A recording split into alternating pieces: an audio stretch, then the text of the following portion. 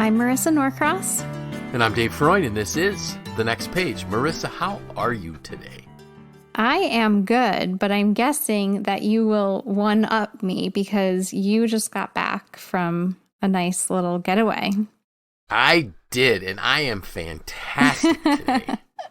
So yeah, it was great. It was just 2 days. Now our listeners know that my wife and I did take like a week's vacation at the end of June and had all of our grandkids together and our kids, most of our kids, all but one of them was able to be with us that week. And we rented a camp, and that was wonderful.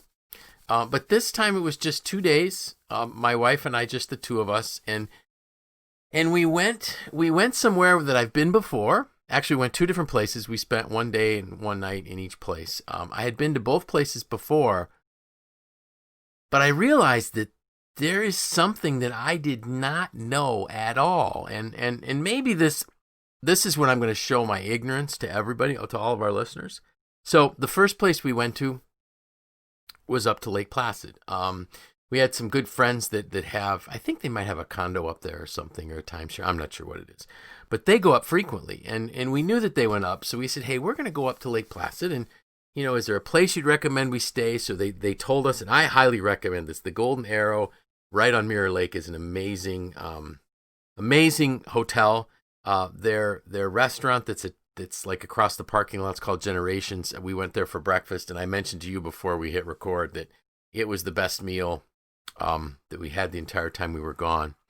But I grew up with this idea that Lake Placid is the place where the 1932 and 1980 Olympics were.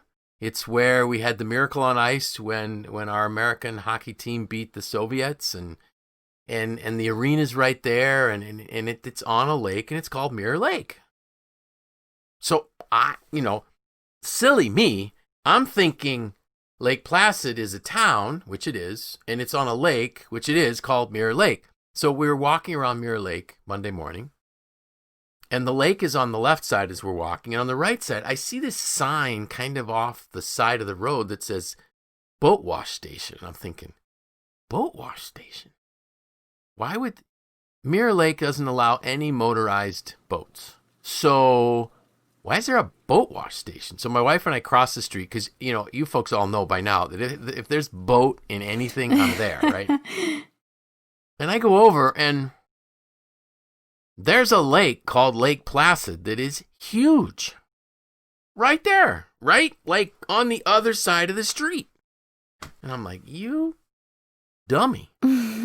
How could you not know that Lake Placid is a lake that just happens to have a little tiny lake next to it called Mirror Lake and a village on? Wow. And I have to tell you, I sent you a picture, and I'm looking at that picture right now, and I really need to go back there. Doesn't look amazing. Real. It doesn't. Beautiful. It doesn't. So this picture that I'm describing that Marissa sees is, so what we did after we actually took a boat tour. There was an hour-long boat tour on Lake Placid, and I shared this with you before, and our listeners will know how important this is to me. It is that single lake has the most antique boats per capita than any other lake in America. We saw boathouses that had 3 wooden boats in it for one cottage. Of course, they're called cottages, but I think, the cheapest one's a couple $1,000,000 type of thing. This is clearly, and many of these places you can't get to unless by boat. Right. Because a lot of the area is forever wild. It's national park. There's 3 islands that kind of stagger out in front of you. But so what we did is, after our amazing boat ride, we got in our car and we drove up the Veterans Memorial Highway up to the top of Whiteface. You're almost at the top. You're not exactly at the top, but you're almost at the top. You're at like 4,600 feet, something like that. And we got out, and all of a sudden I looked down, and it hit me. What this amazing teaching moment.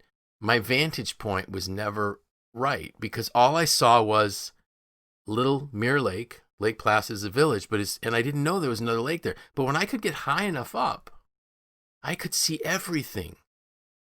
before me. And then I realized that Mirror Lake looks almost like a little tiny pond or bay on the side of this beautiful, majestic lake. But I'd never seen it because my vantage point wasn't right. Mm-hmm. And that was the lesson that I got in it. And it was interesting because as I stepped out of the car, it hit me. This is a teaching moment for you. When you're in a struggle, when you're wondering about things, get up higher.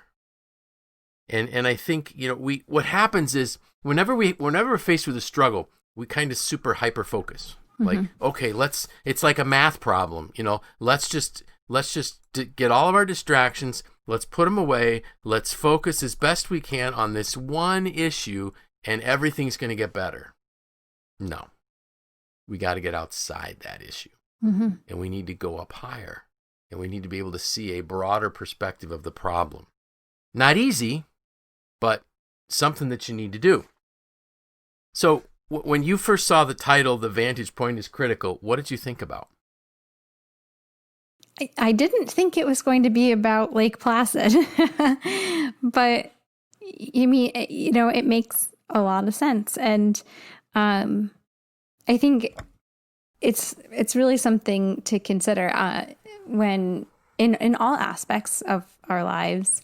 Right. And, I think like when I did read it, I thought, of course, David found the teaching moment. But I'm glad you did, because that might have been something that a lot of us would have missed. And yeah.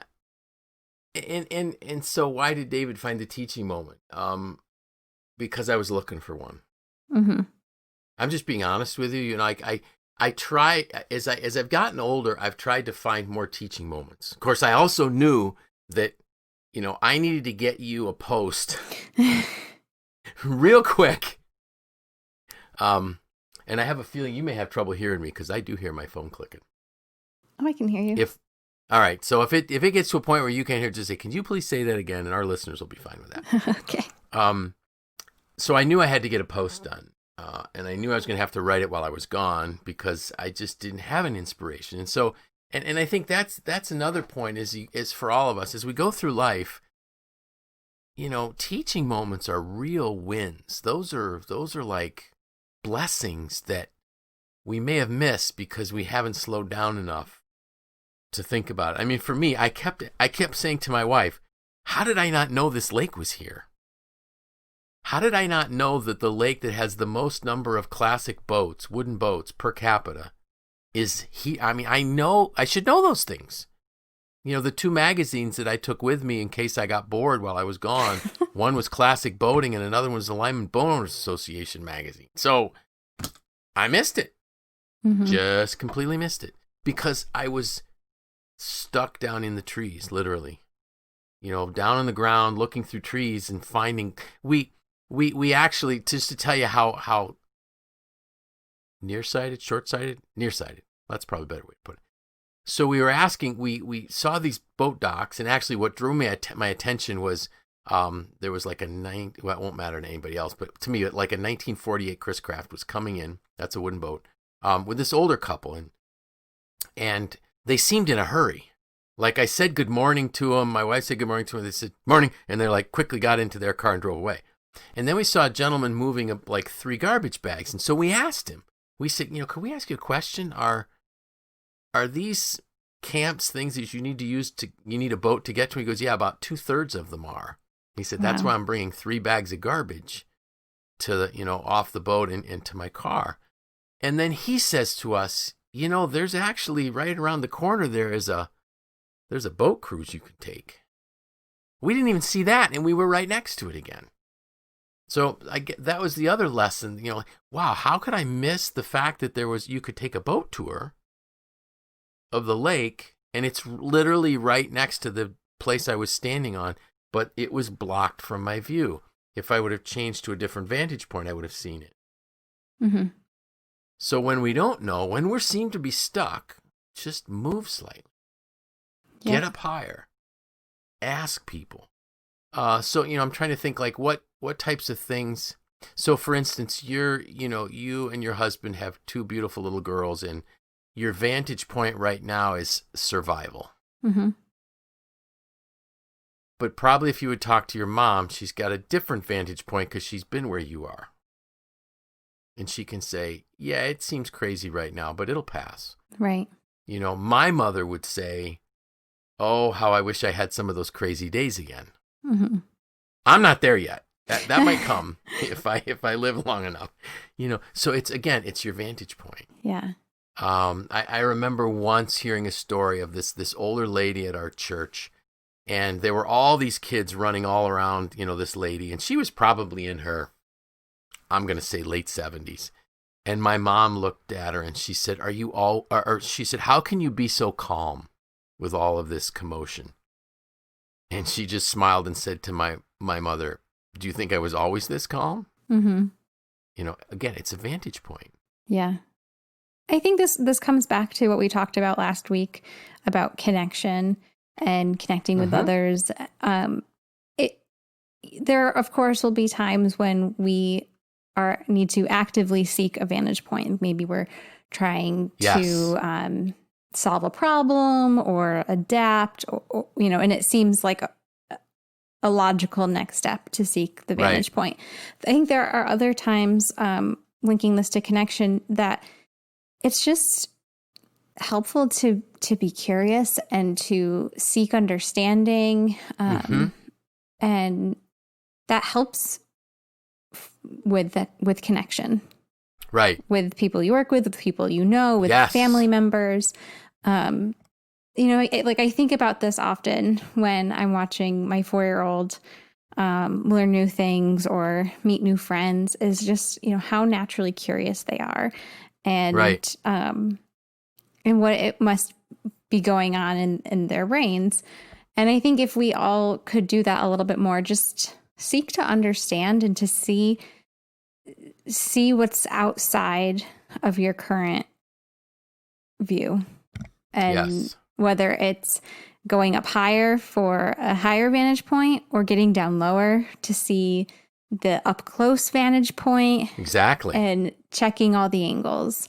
I think that if we can make that just a regular practice, regardless of decisions that we need to make, it's just helpful. Well, I love that, making, seeking a different vantage point, making that a habit. I'm reminded of something John Maxwell always asks, when he's doing a meeting. He says, what am I missing? Mm-hmm. And others help us with that.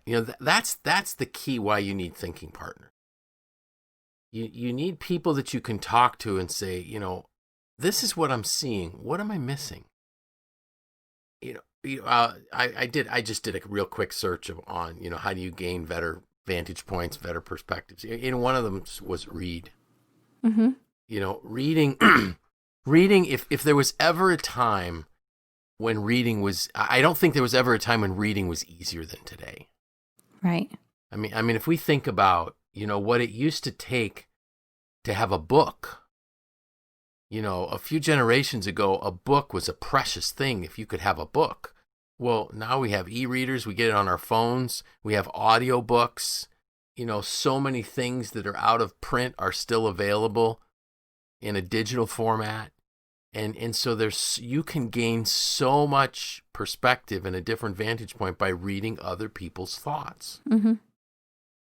And not to mention, just like you said, the connection with people all around us. Are we really, really connecting with people to get their perspective so we have a better vantage point? Mm-hmm. And I think, the problem is, like I mentioned it before, when we're faced with a crisis, we get super hyper-focused. When what we really need to do is take a broader view.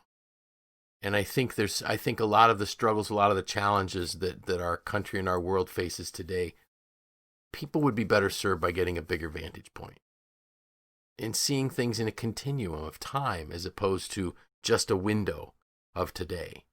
In the grand scheme of things, this may not be a big deal, and this too shall pass.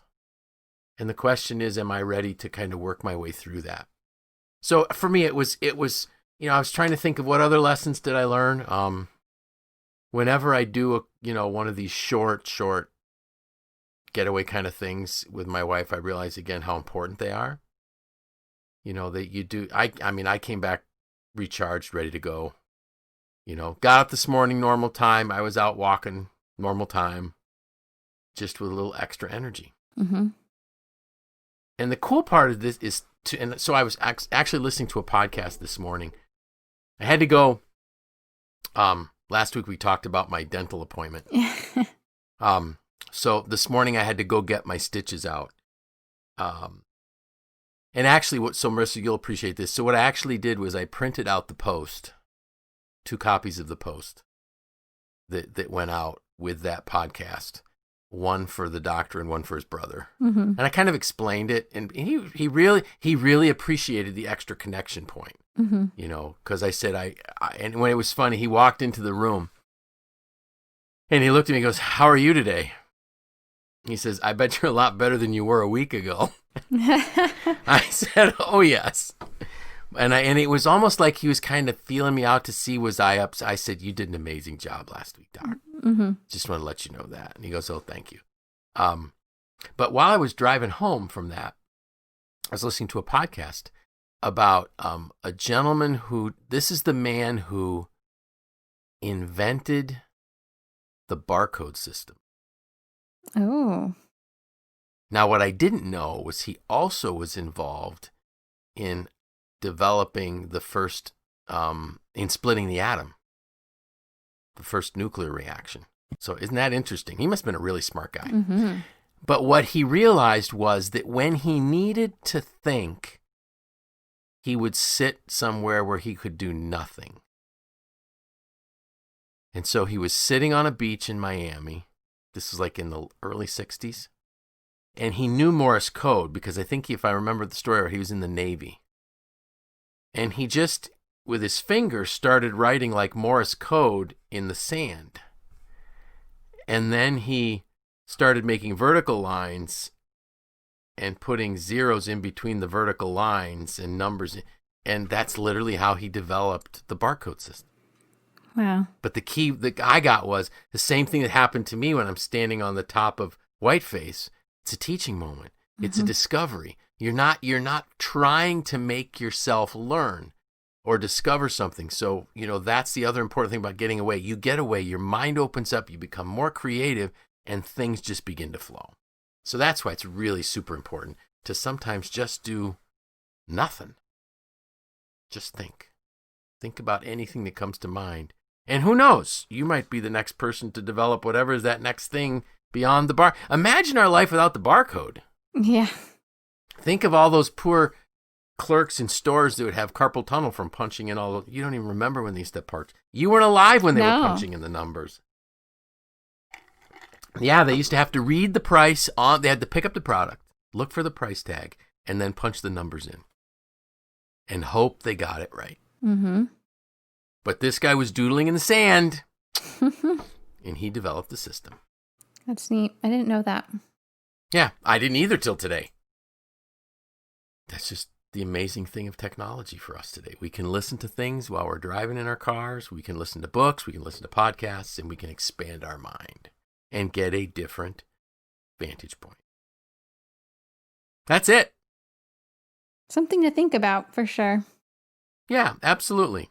And I think, I'll be looking for opportunities now to exercise the vantage point. Yeah. It's a neat point. Now, the key is to always, for me, is always going to be, because I'm an emotional person and I quickly react.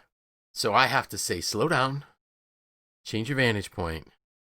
Now, is that even worth reacting to? Because some of it's not. Just let it go. That's it. Got nothing more. I'm empty. What are you thinking for next week? Are you waiting for inspiration? I'm waiting for inspiration. So let's see. I could go on another trip or I could get another tooth pull. Tooth pulling is done. There's a certain point when you have to stop or you need all new teeth. Well, anyways, no, I don't know. But something will come between now and next week. I'm sure. Anything exciting? I mean, I had the exciting one this week. I got to go away, so. Oh man, I feel like I never have anything really exciting to talk about. Just, Maybe it's your vantage my point. everyday. No, I actually do really enjoy just quiet weekends. So Good. That's good. I'm sure we'll have some yard work to do, go swimming, things like that, which, especially in the summer, I think many summers we were longing for a summer where we didn't have a lot of commitments. Right, So right. I do actually, it doesn't make for a good story, but I do enjoy just hanging out here and outside. So what's better than a good story will be good memories Mm-hmm. of your family as you get older together. Yeah. Mm-hmm.